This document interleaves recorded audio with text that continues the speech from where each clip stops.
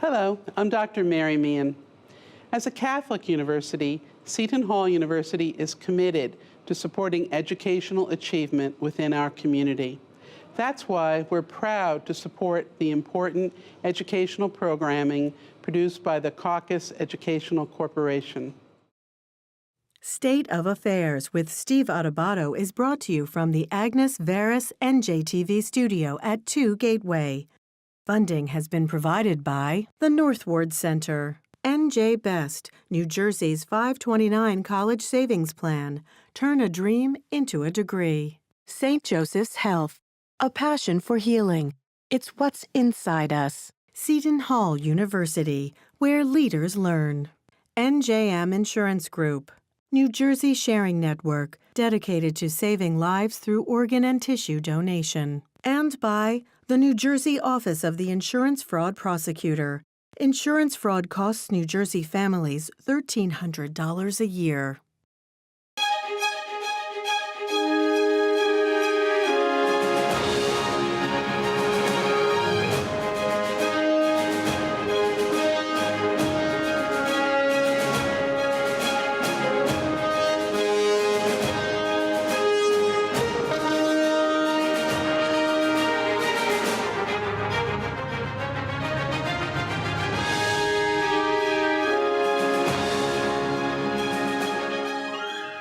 Welcome to State of Affairs. I'm Steve Adubato, coming to you from the Agnes Varus NJTV studio in Newark, New Jersey. We are pleased to welcome for the first time with us Scott Rudder, President of the Board of Directors for the New Jersey CannaBusiness Association, which is?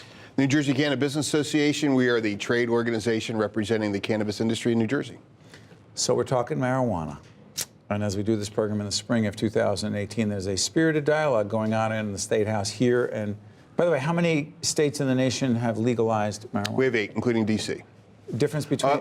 So we have 8 that have legalized adult use, and there's about 30 that's also legalized for medical purposes. Including New Jersey? Including New Jersey. So, right out of the box, the difference between legalization and decriminalization of marijuana is?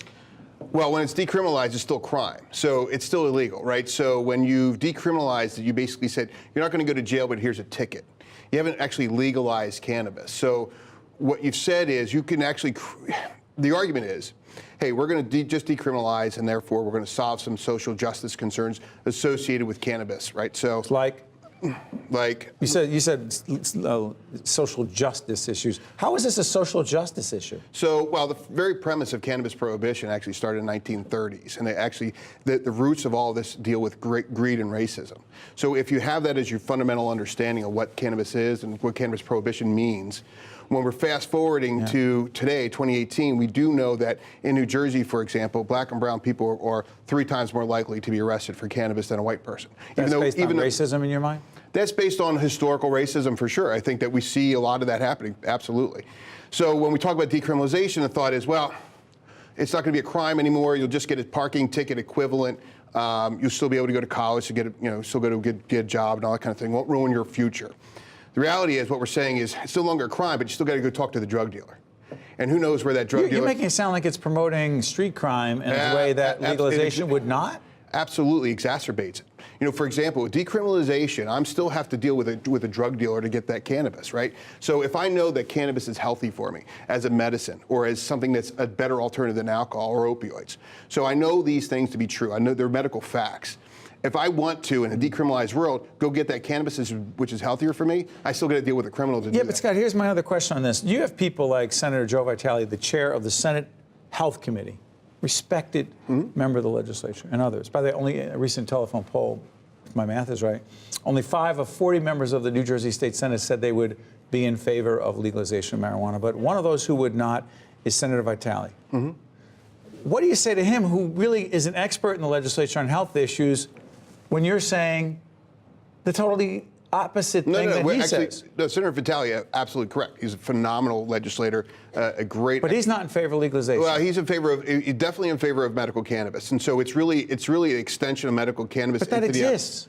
It exists in a very microscopic way in New Jersey. So in New Jersey, we have 5 operational dispensaries, soon to be 6, and then we're going to hear for medical purposes. Correct. And we're going to also hear very shortly about Governor Murphy's executive order, and he's going to announce this shortly. And What's it going to say? Well, what we expected to say is that, look, you know, the access to medical marijuana, medical cannabis has been something that's been held back, and it's been almost intentionally by design by the Christie administration, by holding back the expansion of new conditions, by not allowing the current operators to expand or putting more applications and more licenses on the street. So Governor Murphy recognizes this. We recognize this as an industry. Patient advocates recognize this. So we do expect access to be increased under Governor Murphy's, under the medical program. Let's do this. Governor Murphy sat right here in the NJTV studio in Newark, New Jersey. By the way, make sure you check out NJTV News every night on several public television stations, particularly NJTV and WNET. But here's my question.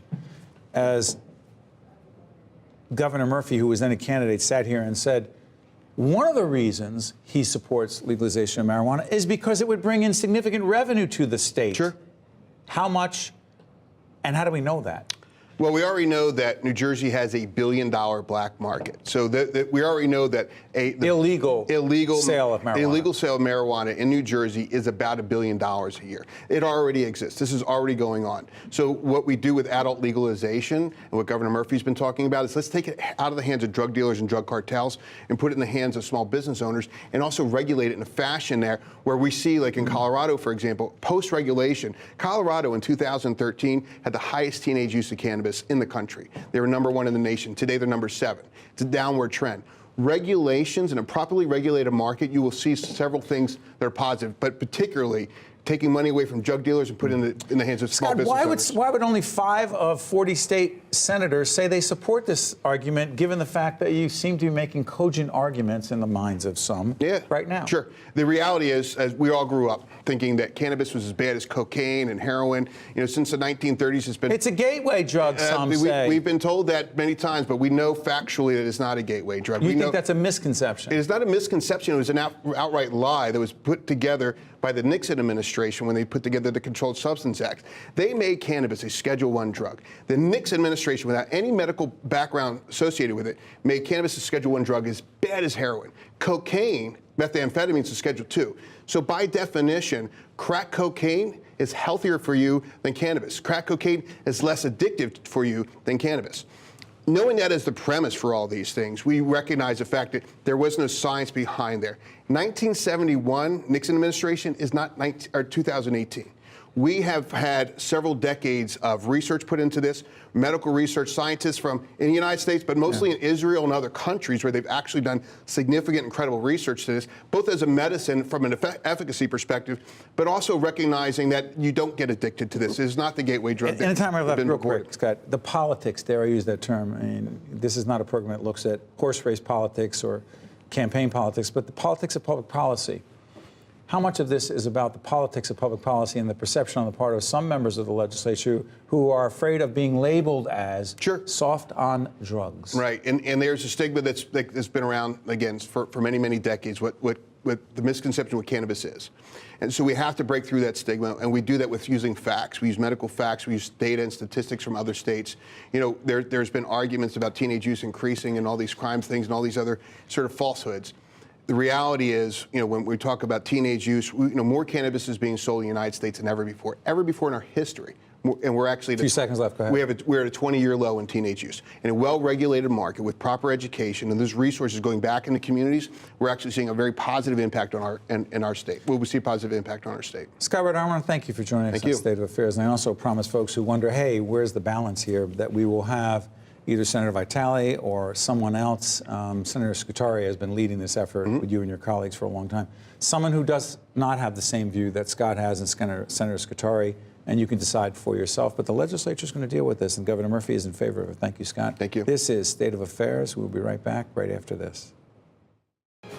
To see more State of Affairs with Steve Adubato programs, visit us online at stateofaffairsnj.org. If you would like to express an opinion, email us at info@caucusnj.org. Find us on Facebook at facebook.com/Steve Adubato, PhD. And follow us on Twitter at Steve Adubato. Hi, I'm Steve Adubato, coming to you from the North Ward Center, a community-based organization, a not-for-profit, where we're taping a series of interviews with some very talented, committed leaders to urban education. We're also doing a forum on the future of urban education in New Jersey and in the nation. We're pleased to be joined by Michele Mason, Executive Director of the Newark Charter School Fund. Michele, let me ask you, define a charter school. Thank you, Steve, for having me here today. I Great to have you. appreciate it. Charter schools are free public schools that have allowed students to access a great education across here in Newark and across the country. Okay, let's break this down a little bit. But charter schools, while they are public, do not function exactly the way, I mean, to fully disclose, the Northward Center has an organization connected to it, an independent entity called the Robert Treat Academy. I've known it well. My dad founded it. My older sister is one of the leaders there, the principal. But here's the question. I know that they don't have the exact same rules as a traditional public school. What are the differences? The difference is that the charter school has a little bit of autonomy to hire, fire teachers and actually meet the needs of students. So there's a little bit of freedom that the school leader has the opportunity to manage their budget. They are, again, able to hire teachers that meet the needs of students. And so it gives a little bit of freedom for them to be a little bit more creative in than what has been historically traditional public schools. How are charter schools doing, not just in Newark, not just in New Jersey, but across the nation? Yeah, you know, charter schools are an option for parents. And here, particularly in Newark is the second highest performing charter school. Is it 40%? 40%. 40% of the students in public schools go A third to... of students. A third? A third of students. So over the last 10 years, the number of students who have parents who've chosen a charter school as an option has risen from about 10% to about 30% of students are... Why do you think that is? I think because what's most important is parents are choosing.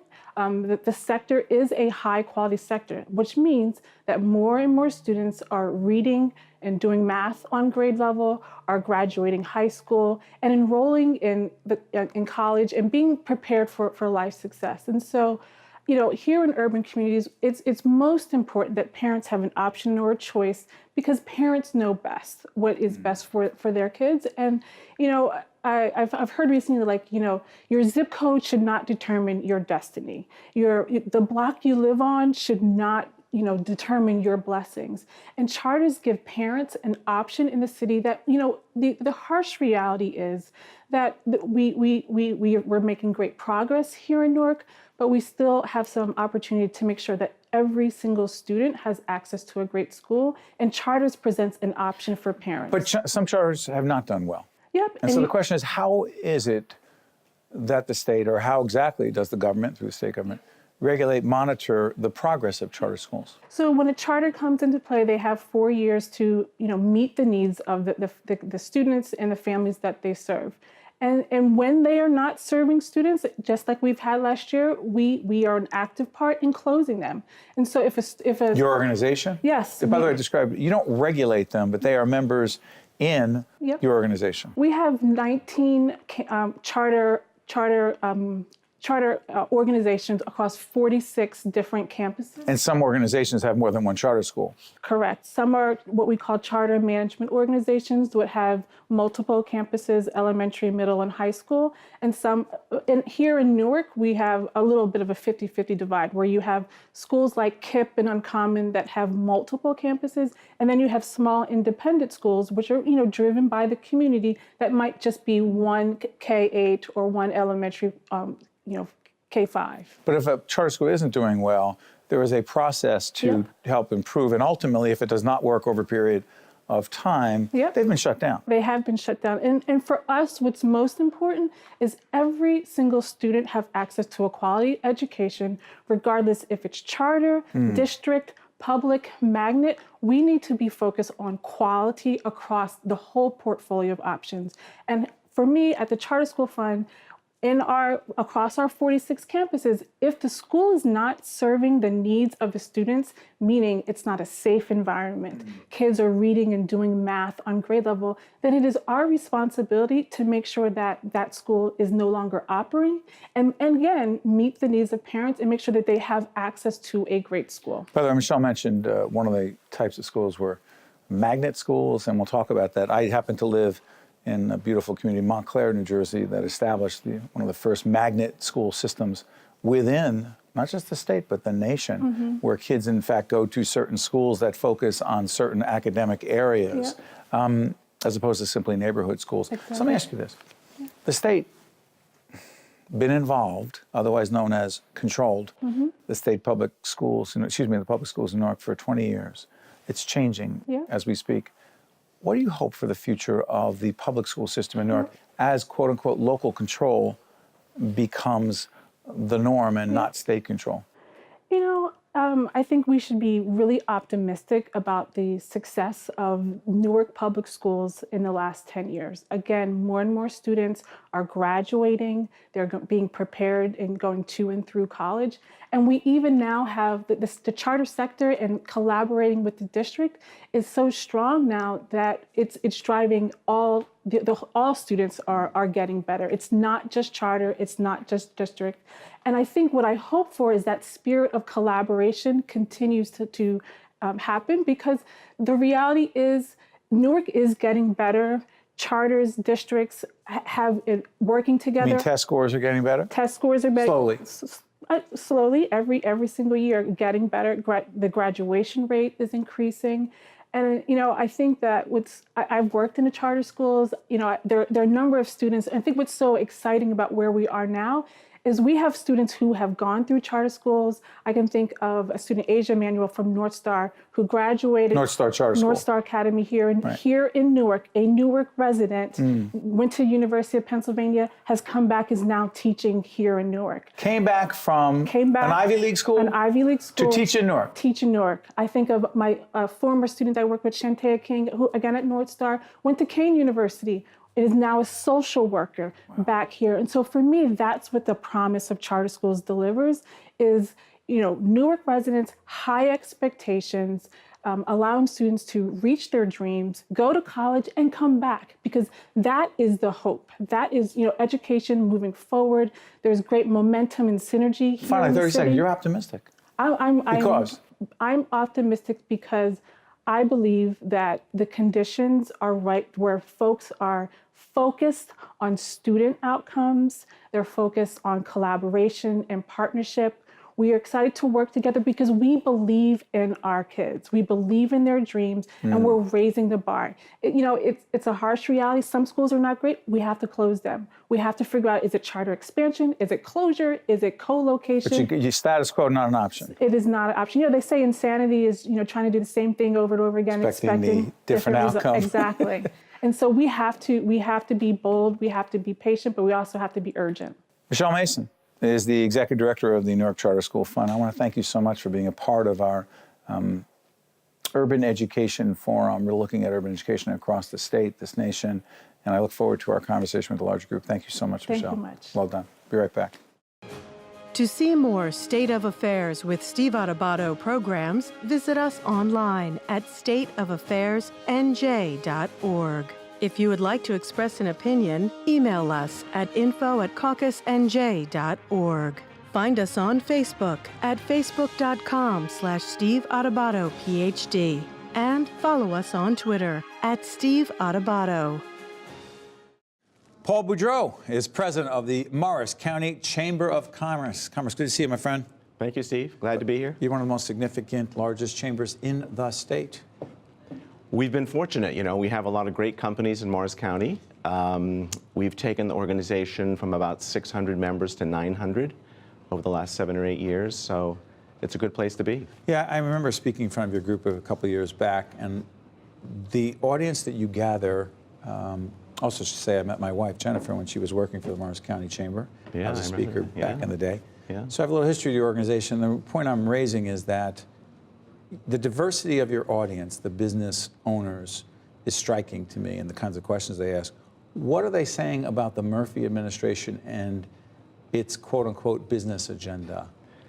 Trust me, I have a point here. Well, you know, look, it's been 2 months, right? The governor's We're taping in the spring of 2018. Go ahead. The governor is, you know, just come to office, and I think we got to give him some time. He's been pretty consistent, right? During the campaign, he talked about We need to have a fairer economy, as he called it. Would a millionaire's tax be good for most of your members? We have always been opposed to the millionaire's tax. I testified a couple of times in Trenton in the last 5 years. What's wrong with it? On the we believe it moves more people to make a decision to leave the state. And if I talk to my large CPA firms, those kind of folks, and I ask them, you know, what do your people spend most of their time on over the years in New Jersey? Unfortunately, the answer to that is helping people get out of the state. Well, Paul, the governor says, and others say, we need those revenues to pay for a whole range of programs, including the fact that you got to pay for the pension crisis with public employees. Well, you know, if you look at government, federal or state level, in terms of the kinds of actions they've taken over the last, say, 20 or 30 years, if you look at the private sector, so many companies have changed their organizations, readjusted their situations in terms of their global footprint, made a lot of decisions over the years to be more efficient, to find out where they can save money. All of that's been going on consistently for 30 years in the private sector. No, I'm not. No, I'm just saying, what have companies done in the private sector to be more efficient, as opposed to them saying, well, gee, we have to raise prices on our customers. They have found ways to be more efficient, stay in the game, be more competitive, whereas government says, oh, I just want more money. Just give me more money. I got more things to do, right? And so, you know, you've got to take a look at your whole operation and see where you can save some money. By the way, what is out-migration? What are we talking about? People who have left the state, and you've seen the NJBIA study. Business and Industry Association. I think the number they cited was 80 billion or 90 billion over the last decade of out-migration in terms of wealth. And so, I mean, I have friends in Basking Ridge who were successful people in New Jersey for years who still have a home in Basking Ridge, and they're paying, obviously, property taxes. But for years, those people were paying huge income taxes to the state of New Jersey. Today, they're in Florida for 182 days, paying zero to the state of New Jersey. Which makes them legal residents of Florida. Exactly. But these same folks, I imagine a fair number of folks, members of the Morris County Chamber, were supportive of candidate Trump before he was President Trump. I imagine a fair number. Yeah, I would. Well, I know we got a lot of votes in Morris County. I know that. Yeah, absolutely. I'm going somewhere with this. I mean, he obviously there was lots of concern about the candidate on the other side in 2018. Well, I'm going to move past the campaign. Trust me, there's a reason I'm bringing it up because the Trump tax policy, while it reduced the rate on the corporate side from 35 to 21%, I'm sure they like that. Yeah. But how many of your members are sitting there saying, wow, New Jersey, highest property taxes in the nation, we're only going to be able to deduct 10 grand, not a penny more, of our state and local taxes? Did some of your folks, a significant number, say, hey, wait a minute, that's not what we voted for? Well, look, I mean, obviously the tax cut favored companies, not individuals. I don't think anybody in New Jersey is happy about having a $10,000 deduction. Could we lose versus people? What they Go had. back to out-migration because you can't deduct your local property taxes to the degree that you used to. Well, first let's understand what the total impact of their tax bill is, and I don't like this, know. You mean like balance it out? Yeah, I mean, so obviously there were changes made on the individual side of the tax code. All of this talk about, oh, people are moving out of New Jersey because of the Trump tax plan as it relates to deduction of property taxes, I don't believe it. You don't see it? I don't see it. I've got a situation right now in the town that I live in, and realtors are telling me the market's hot. People are buying properties. This has not hurt the real estate. Hasn't hurt. People said home values would drop 15, 20%. Look, if you want to educate your children in a great school system in New Jersey, and if you look at the relative pricing of, you know, two of my sons live in Hoboken, not cheap. I mean, you can buy an apartment in Hoboken easily for $1 million, right? There are plenty of them. Right. And you can get a really nice house in the suburbs for $1 million where you can educate your kids if you want to be in the suburbs. So I'm not a believer in, you know, I'm going to make a decision that I'm not going to be in a great community in New Jersey because of Trump's tax bill, when in fact the most important things to me as a family is I have to have a great place for my family and I have to have great education for my kids. So I don't think people are making a decision. I'm leaving the state based just on that. No, never just on one thing. But Right. at the same time, and obviously I'm playing devil's advocate, Paul, but you do say that Governor Murphy's policies around business and tax policy could have an impact. but the federal policies and taxes won't. I just want to be No, clear on that. on the personal side, Got it. I don't think the Trump tax thing is going to How about on run the people business out side? of New Jersey. On the business side, it's great. I mean, in my county, I've got 40, Pharmaceuticals are doing I've got great. 40 multi-billion-dollar companies in the chamber in Morris County who are global companies who love the Trump tax plan. And they want to see what Governor Murphy's business plan Absolutely. is, the tax policy plan. Absolutely. So I sat in meetings for the last year in Trenton with my peers, and we talked about what does the post-Christie world A few look like. seconds left. Go ahead. Right? What does the post-Christie world look like? And if we have one-party control in Trenton, are we going to be in trouble in terms of a millionaire's tax, those kinds of things? Interesting to see now what's happening with the We are leadership going to find discussion. out. Paul Boudreau is the president of the Morris County Chamber of Commerce. Thank you so much, my friend. Thank you, Steve. Well done. Thank you. See you next time. Thank you. Okay. State of Affairs with Steve Adubato is a production of the Caucus Educational Corporation, celebrating over 25 years of broadcast excellence. State of Affairs with Steve Adubato is brought to you from the Agnes Veris NJTV studio at 2 Gateway. Funding has been provided by the Northward Center, NJ Best, St. Joseph's Health, Seton Hall University, NJM Insurance Group, New Jersey Sharing Network, and by the New Jersey Office of the Insurance Fraud Prosecutor. Promotional support provided by New Jersey Monthly, the magazine of the Garden State, available at newsstands. And by Jaffe Communications, where business, media, and government converge in New Jersey. Autism is one of the fastest-growing developmental disorders in the U.S. Here in New Jersey, 1 in every 41 children is diagnosed with autism. And when a child is diagnosed with autism, every member of the family is affected. While there currently is no cure for autism, early detection and intervention can offer critical improvements for the child and tremendous benefits for the family. To learn more about autism, contact the Binder Autism Center at St. Joseph's Children's Hospital.